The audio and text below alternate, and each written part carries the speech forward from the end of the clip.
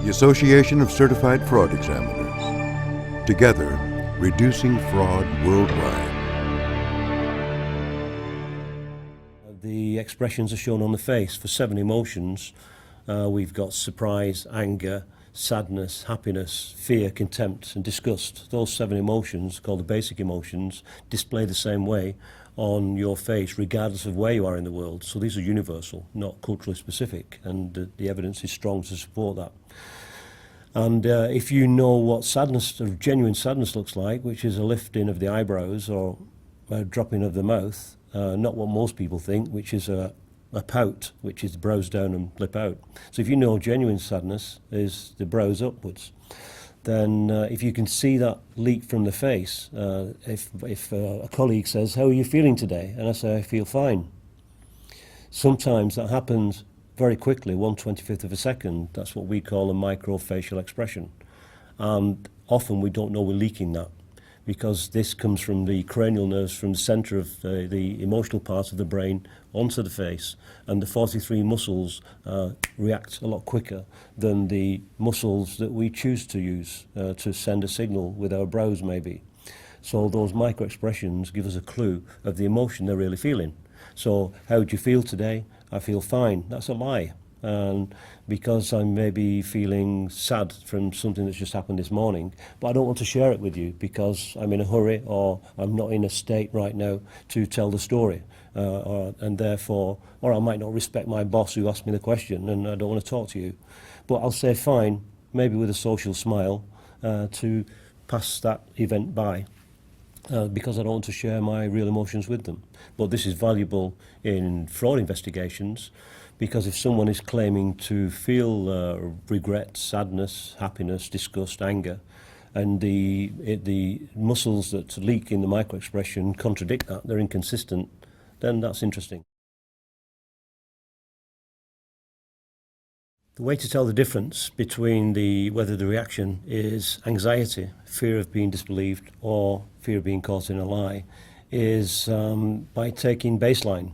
So use a few minutes in the front end of the interview while they're in that context with the uniforms and the desks and the recording equipment, and try and get them settled. So if we can, sometimes we can bring their baseline down. If they're anxious, we won't be able to spot the lies. So if we can bring them down to be more relaxed, we almost imagine their heartbeat, and we want to get their heartbeat down to resting level. It probably will never go total to resting because they're being interviewed. But if we can get them down and then hit them with a question which is a surprise to them or an unexpected question and test the reaction, that can help us distinguish between whether they're lying or telling the truth. When we consider the 6 channels, there are some conditions and some variables that can limit or suppress some of the leakage from each of those channels. So if you take the face, for example, there are disorders, nerve damage. Some people, their faces don't show emotion. They may have had operations, and you can't see the scars. They may have had cosmetic treatment or Botox, and that can freeze the muscles and poison the muscles and stop them moving to the extent that would give us clues from the face. But Botox doesn't worry us because we have 5 more channels. Take disorders. If you take antisocial personality disorders, psychopaths, sociopaths, they still show the same emotions, but the trigger of the emotions could be different. So I get great pleasure in seeing the achievement of my children. A psychopath or a sociopath may get great pleasure in seeing someone being hurt. So the generic trigger for each of the emotions is universal too. So for happiness, it's pleasurable, something pleasurable. And what you feel pleasure about is idiosyncratic. And those with disorders may find something pleasurable that we find distasteful. And so there are situations there too.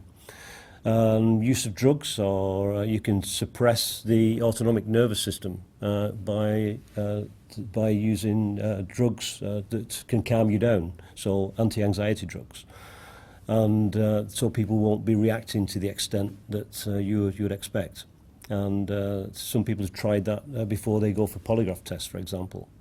but the skilled polygraphers and the skilled interviewers will be able to see through that, and because of the overall suppression and or a drug test before a polygraph or an interview. So you have to be careful. You can make bad mistakes on demeanour by not considering all the possibilities that could have gone before in terms of leading up to the interview.